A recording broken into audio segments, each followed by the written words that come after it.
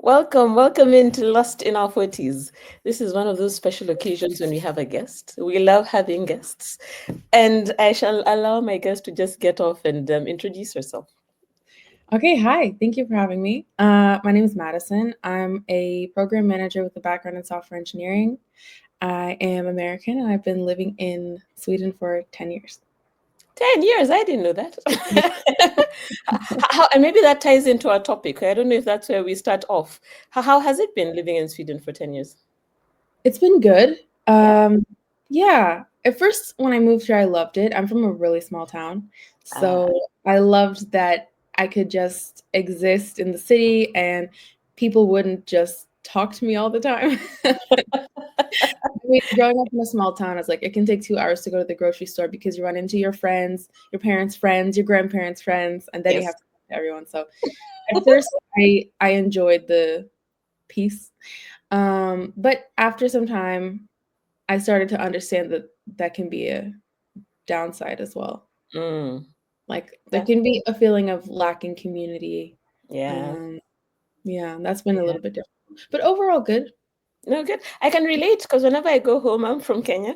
Whenever Mhm. I go home, it is from the airport that I start noticing the difference because even the person who's looking at my passport has some conversation and some story to tell. So from the moment I land to the moment I get back out, there's just conversation throughout. Which, as you Yeah. say, I mean, it's homely. It makes you realize that this is home. This is, yeah, this is different. Yeah, yes. So our topic today is on microaggression. Yes. Yes, it's a topic that you know a lot about, and I'm really glad to have you here. I can tell those listening that I attended a session where you were leading actually on that topic, and it made me pause. It made me realize that hold on, this is something that I have been experiencing. There's been this thing that has had no name, because for me it was just this feeling of there's just something off, and I couldn't really tell what or why or when. I just knew that there was something wrong, but I didn't have a word or a name or a label to put to it. So when I heard you speak, I was like, yes, that's what I'm going through. So I'm truly, truly glad to have you here and to take us on to this journey. Yeah, I'm happy to be here and talk about it because, like you said, I've heard that feedback a lot, in the different places where I've given the presentation that people have experienced something like this, didn't know what it was, told themselves it wasn't a big deal, or maybe they were told it wasn't a big deal, and so they just had to be uncomfortable and forget about it. But sometimes it can be hard to forget. So I'm happy to spread the word. No, great. And maybe let's start at the very beginning. What is microaggression? What So I hear you have a microaggression, definition. yeah, microaggressions are comments or actions that are can be described as unproductive language. They are subtle, often unconsciously said or done. They're discriminatory, directed at marginalized groups, and they can be verbal or nonverbal. They can also be environmental, so something like bathrooms or access ramps. Um, so it's a quite a vague definition, but I can continue. There are three types of microaggressions. Uh-huh. The But first can I is take you back first, or maybe yeah, sure, I was going to ask about you because you mentioned, I think one of the first things you said was unproductive. exactly. I like. Can you expound on that a little bit? I like the meaning I'm drawing from it. So that Mhm. you can have chit chat, but some of it can be unproductive and leading into such a negative direction. Exactly. So a lot of microaggressions stem from stereotypes or unconscious bias that you can have against someone for whatever reason. I can give an example of someone who I spoke with after one of these talks, someone from Italy, where the comment was said to them something like, "Are you or do you know someone who's in the mafia?" Because you're from Italy. And But can I just say, I mean, some of these things, to what extent does the person saying that not realize that that is offensive? I mean, how how do you yeah, take that? Yeah. it's a good question because I mean, maybe someone who would ask that question, their only experience might be from a movie. So for them, it's just a foreign, kind of fun, interesting concept that they don't understand the gravity behind. Yeah. Um, but I think it's just a case of not being able or not putting yourself in someone else's shoes to really understand what you're saying. Yeah. Yeah, no, that's sorry, I interrupted you. You were going to go to three examples or No, three. no problem. Yep. So, yeah, there are three types of microaggressions. The first type is microassaults, which can be explicitly derogatory comments. So, that would be like racial slurs or hate speech, or maybe a racist joke followed by something like, I was just kidding. Mm, yeah. Yes, I've heard that. Yes. The next type is micro insults. So, that can be subtle, demeaning, rude, insensitive remarks that disrespect a person's heritage or identity. So that could be something like assumptions about intelligence or competence based on identity, or even something that sounds positive, like your people must be so proud of you.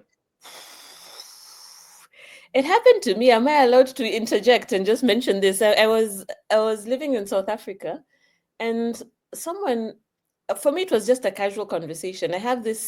At times I have this inability to pick these things out until I think about them later, and I think, but why did anyone say that? So there was Right. the, of course, you speak English very well, and I was like, so do you, as in, why have you said that to me? How? I don't understand. But the one that really hit home after the fact was, it was it was a lady. I can't remember why. I was doing like some medical check or something of that sort. And the lady who was doing the test, she'd come to the office where I was working to do it. And then she happened to ask where I was from, as often happens. So I told her, I mean, I'm from Kenya. And she said something along the lines of, you must be really proud. And I truly, truly, truly didn't understand what she meant until later I came to understand that she felt that I, as a Black person from Greater Africa, must be truly proud of myself of having made this huge milestone of managing to move and live in South Africa. And I thought, but why? How? Even if you thought it, why would you say it casually in passing, as though, you're asking me to pass the sugar? Yeah. Yeah, Mm. exactly. I think when people say things like that, they don't realize that they're just exposing their beliefs. Yeah. Yeah, That's kind exactly. of Yeah. Mm, mm. so then the third type is micro invalidations. So those can Ah, be more dismissive comments, negative comments, rejecting comments, or something that contradicts or disregards the emotions or someone's like lived experience. So what does that mean? I can't be racist. My best friend is from ah. in this country. Or one that I've heard a lot in Sweden is racism doesn't exist anymore, or in today's Ah, yes, country. yes, Mhm. yes. Micro invalidations. Mhm. I wanted to ask, why micro? Why all these micro? Because they Yeah, do seem to good question. really punch Because you in they're the not really gut. micro. The effect is Yeah. big. Yeah, the impact is big. And well, I didn't come up with the term, so I can't say why it's called micro. But if you look at the whole word microaggressions, it's not really aggressive, but Mm, it does feel that way. mm. It can It's immediately put subtle. someone on the defensive, like, what do Yeah, you say? You know? yeah. And I've been listening to you talk, and something I've just been thinking about women as a whole, Mhm. especially, I don't know which one it is, the micro insults. This, Mhm. you know, like, you wouldn't know that you're a woman. Things I always used Mhm. to hear when I was taking my car. I had a car that I used to like taking to the garage because I was curious. I wanted to know what they're doing when they're tinkering with the Mhm. car. And everyone involved, from friends, passerbys, everyone used to think that, but you're a woman. And I used to Mhm. think, no, that's not the life I want to live. Yeah. Mhm. Yeah. Yeah. And it can be really frustrating, like when somebody assumes that they know what your capabilities or limitations are without knowing who you are. Mm. So in fact, that takes us. I mean, so that means it's not really for a certain people. It's not Not just for this particular people who, yeah. Yeah. Mm, To anyone based on anything, based on where you live, based on your age, based on any sort of characteristic that someone might judge about another person. does that mean that it is possible that a lot of people have experienced microaggression? Yeah, I believe so. Ah, I believe so. interesting. Um, yeah. So but then that means that also a lot of people perpetrate it. Yes. So it's not, I'm not safe because I was the black girl from another African country in South Africa. That does Mhm. not mean that I was not also perpetrating microaggressions against other people. It's true. Yeah, it's true. Ah, We all have to be conscious of our language and the bias we might have. how do you uncover the bias you might have? Is that a really big question? That's a great question, actually. In my presentation, I have a link for a quiz that was created through nonprofit organizations and international collaboration of researchers who were interested in implicit social cognition. So it's called Project Implicit, and you can And I take slow this. you down, sorry. Implicit social cognition. What is that? Mhm, mhm. So bias, essentially. Yeah. Aha! I like implicit social cognition. Mhm. So recognizing, Recognize so really concept. looking at what it is about you, what your own biases are. Exactly. Ah, I Mhm. like that. Yeah, Hopefully, I hope you can share that with me. I'll put it in the notes for this video. absolutely. Perfect. Perfect. Have you done it yourself? I have done it, yeah, and I am biased. I think Ah, everyone's a little bit biased, but it's about understanding what are your bias and how you can combat that. because when you know, unless you know what your biases are, you might not be aware of the microaggressions that you yourself are perpetrating. Yeah, it's true. Or unless someone maybe confronts you on what you said. Ah, And a okay. lot of people maybe don't have, like, maybe they're not confident in doing that, or they don't want to make a big deal about what was said. Yeah, yeah. So a lot of microaggressions slip by. And I think there's people like me, like in the examples I gave, sometimes it takes me a long time to understand Mhm. what's going on. I just know I feel off, and then I can't really remember why. Like that lady, I had to sit back after a long time to understand that it's what she said that I had an Mhm. issue with it. And I couldn't go chase her down because, it was a one-off encounter. Yeah. Yeah. So, how do you know you've experienced a microaggression? How do you feel? Mm. It's a really good question. I think you can feel different ways. I know when it's happened to me, I have felt sort of like disappointed, maybe a little bit embarrassed, maybe that I felt what someone said was rude, but I couldn't articulate why I thought it was rude. And Yeah. so when you can't describe why this someone shouldn't say that to you, then it's hard to confront them. Ah, there you go. Exactly. I Mm, think I felt frustrated. I felt belittled. yeah, belittled is good. A good And word. I felt, yeah, I Mm, felt othered, a lot of emphasis on the fact that I am other than. exactly. Yeah. Because that is really what the comments are sort of implying. Mm, Some other sort of well-researched feelings and effects that can happen as a microaggressions are anxiety, as you said, frustration, lower self-esteem. It mm. can be energy draining, and it can have long-term effects as well, which can Okay. include mental health challenges or feelings of exclusion, like you mentioned. And if we're talking about in a work context, reduced productivity. Ah, ah, reduce productivity because you're spending a lot of your energy dealing with the microaggression. Exactly. Yeah. Ah, A lot of your cognition, like your cognitive energy. okay, Mhm. okay. Um, and as you say, I mean, what do you do if it's affecting you on a day to day? Is it is that something that happens? Is it possible that you have microaggressions like daily? I think it's definitely possible. Yeah. It would be very unfortunate. I would hope you don't work in an environment like that. Mm, It's definitely possible, yeah. yeah. And what do you do? I mean, like if you bring it up and the guys tell you you're overthinking it, or that's not what I meant, or it's all in your head, or Mhm, things like that. How? Because I know that was my experience once. So for me, it was also when I first came to Sweden. It was a conversation, and it wasn't even a Swedish-based conversation. It was a general conversation mhm, where I was highlighting a couple of points when I had felt being the only Black person in a certain context.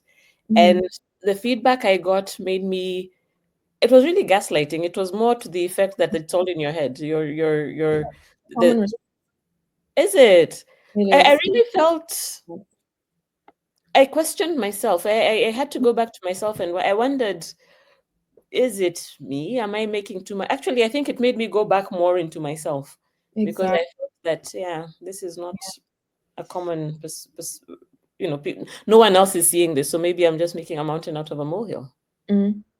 Well, I think if you confront someone who has said something like that to you, then maybe they can feel defensive and they want to defend it or deflect from it. Mhm. Um, but I would encourage anyone who's listening to stand up for yourself.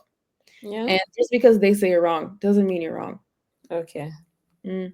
So Okay. what should you do if someone says a microaggression to you? I do think you should speak up. You should address it calmly and respectfully, of course, and just tell them why why you don't appreciate the comment and that they should refrain from such comments in the future. Yeah. Yeah, and What if if it it's happens in a work context, hopefully you can involve your manager or HR or something. okay? What if it's something that's gone on forever? What do you You've mean? been the blunt of the jokes forever. Now you're. I was asking the question, but then I've just thought if you've been like at the end of those jokes forever, maybe you're just about to blow up. Yeah. Exactly. Yeah. Yeah, exactly. I can tell a funny story maybe. When I was in middle school, Yeah. there was another girl with my same name in my class, and we were friends, but like every day or every other day, she would tell me jokes where Black people were the punchline. Cool. And I just, at first, I was like, oh, ha, ha, funny jokes, we're friends. But Yeah. then at a certain point, it started getting weird. And I told Mm. her, stop telling me these jokes. And she didn't. So on the last day of school, at lunch, I took a Yes. bowl of soup and I threw it on her. What did you take? Sorry. I took a bowl of soup and I threw it on her because I just couldn't take it anymore. Wow. Yeah, that was good. I can tell you that was the first and last bowl of soup I ever threw at someone. Thank goodness. She got the point. Yeah, yeah. And I was also lucky in a way because when I explained to the principal why I did this, which was very out of character for me, so everyone was very concerned, like, what's happening? When I told the whole story, they were kind of on my side. Ah. Yeah, so I got lucky that the people who had the power in the situation understood why that would be frustrating. Yeah. Because Yeah. that's the other thing, I guess. I mean, if you do go in a workspace, if you do go to the manager or HR and they have no idea what you're talking about because from their perspective this is not a real thing, Yeah. then you're in a bit of trouble. You're in a bit of trouble, and unfortunately, you might be in the position of having to educate someone, which is always unfortunate when the burden of education is put on the quote unquote victim in the situation. Yeah. Um, but if it happens repeatedly, I would encourage the person who it's happening to find a more supportive workplace, Yeah. honestly. No, I do agree. I do agree. We spend so much of our lives at work. You Yeah. shouldn't really be in a situation where you're dreading going to work because you expect this, that, and the other to be said. It becomes it's like a poison within yourself. That's not good. Yeah. Yeah. Yeah. And I mean, I guess you've given the example of friends. We can throw soup at them. But other than that, other than that, and I guess in certain situations, it could be that, especially like a very long friendship, if you've been Yeah. letting it pass for some time, just the same thing with the office. Mm. The point is, you do need to bring it up. It might explode, such Yeah. that even if it is a friend and they Mhm. keep telling you something and something and something that Mhm. doesn't sit well with you, you tell them not to, they tell you not to. This is touching now on boundaries. It's We do very need much touching on boundaries. boundaries. Mm, Mhm. And yeah, hopefully, if they're your friend and they respect you, then they will adhere to those boundaries. yeah, yeah. It can be awkward and it can be uncomfortable. I mean, I had to do that with one of my best friends. Uh, there was a point where I had worn my hair straight once and in front of her. And then all the time after that, when I wear my hair curly, which I normally do, she would say, "Oh, I like your hair so much better straight." And it got to the point where I told her, "If you ever say this to me again, we can't be friends anymore. Because what are you trying to say? That I look better when I'm not in my natural state?" There you go. There So, you go. yeah. There you go. And now, whenever I wear my hair straight, she says, "I just love your hair curly." Tell her, leave my hair alone. Which actually for me has been the issue. As I've gotten so many conversations around hair that it's just, and I guess it's having the black hair in a more white environment, and then I just keep doing different things with my hair. So it again, and I guess this is the microaggression. There's nothing bad, there's nothing mean, there's Mm, absolutely no ill intent of anyone who says anything, but it's just at some point I was getting the same comment always, yeah. every like 10 times a day from 10 different people. It gets heavy. And Yeah. it's difficult to tell because none of them is really doing anything untoward. They're maybe just noticing something. It would be a compliment in another context, but Right. because I've heard it so much, and so it made me feel the other, because I am the one who does things which are different all the time, Mhm. according to the place where I am. Then Yeah. there was just so much attention on it, and I thought, I realized it had started weighing me down. It had started being an issue for me because it was, I didn't know how to address it. Someone Mhm. complimented you. it's Yeah. it's hard to blow up on them and tell them you're terrible, but it was too much. Mhm. I understand what you mean, and it can feel like they're subtly communicating that you are different than us, you don't belong here, or you should assimilate into our culture. Even something that sounds like a compliment can sort of highlight something that doesn't really need to be highlighted. Yeah, yeah, not true. And I Mm, mean, again, it's for me, it was, I think, the accumulation over yeah, time, over, maybe one, two, fine, but every single day from every single person, that's it can no. be a lot. Yeah, And then if you say something to one person who maybe just gave you a compliment, it can seem like an overreaction because they don't know that you've heard this 100 times this month. exactly.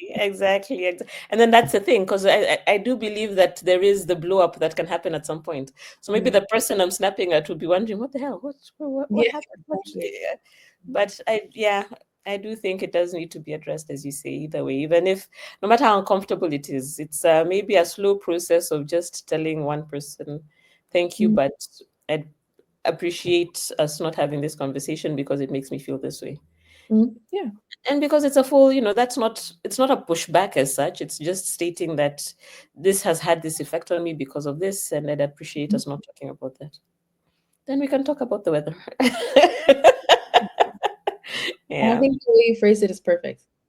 Like, Mm, because y- sometimes people can be a bit defensive, but if you just say, "Hey, I know you probably didn't mean anything, but this is how I feel, and please don't say that," I'm sure they will respect that. Hopefully, they will hope. respect that.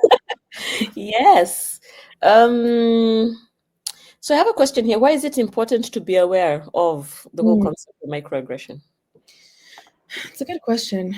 Um, so there's different angles we can look at it from. I mean, personal angle, professional angle. I'm going to start with the professional, which is that it can have psychological impact on the person who is, being said these microaggressions to. Um,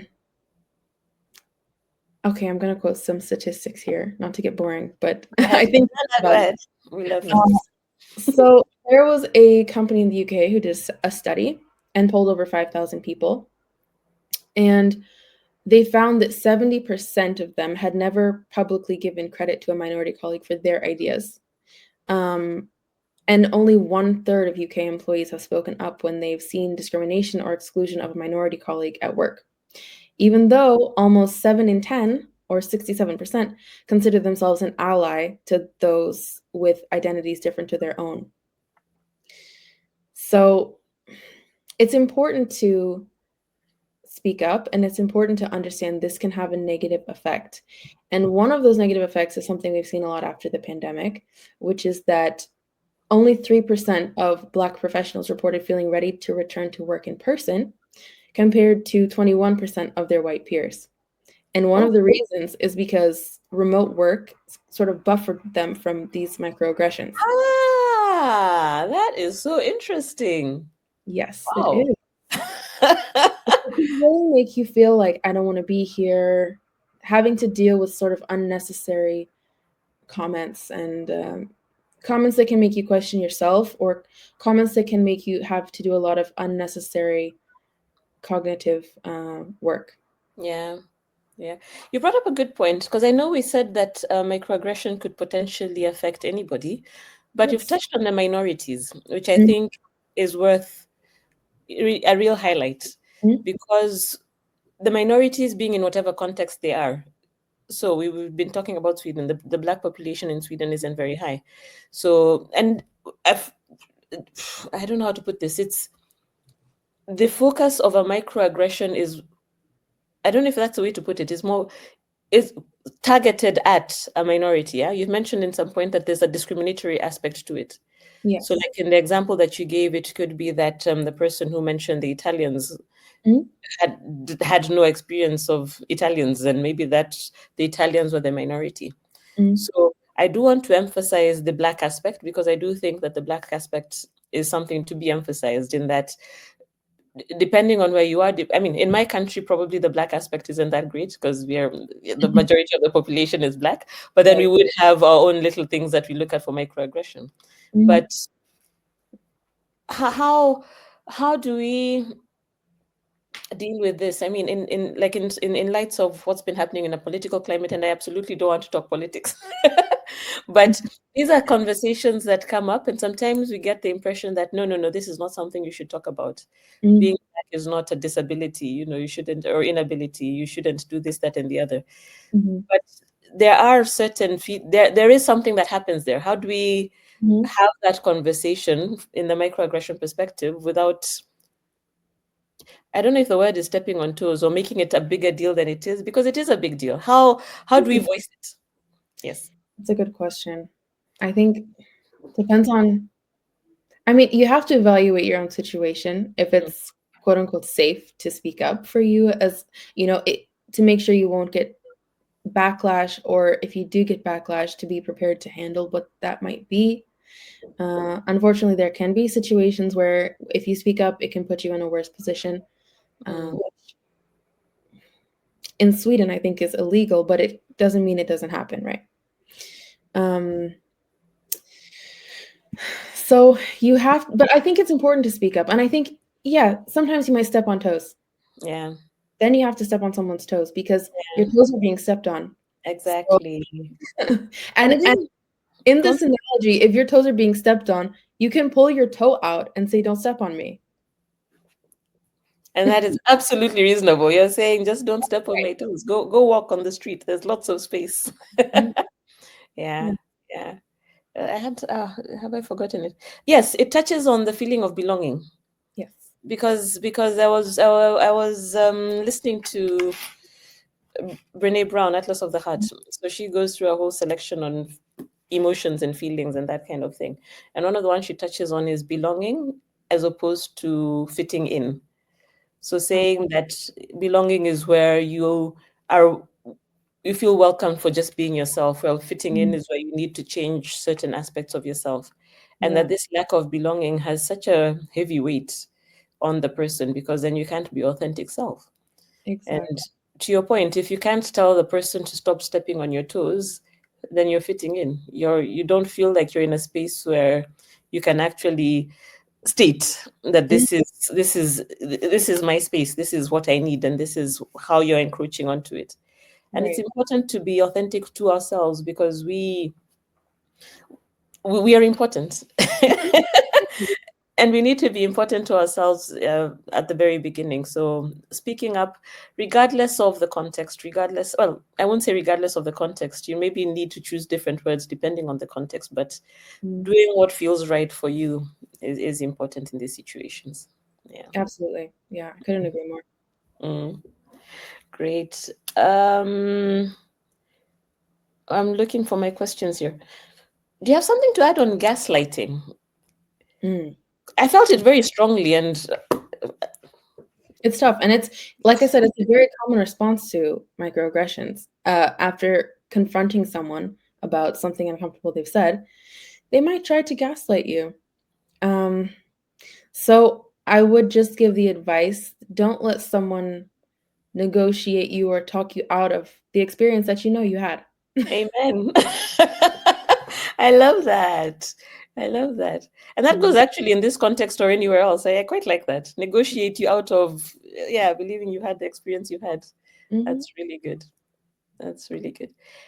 So, any more tips and tricks on microaggression you'd want to share with us? I think a good one can be to ask the person, what do you mean by that?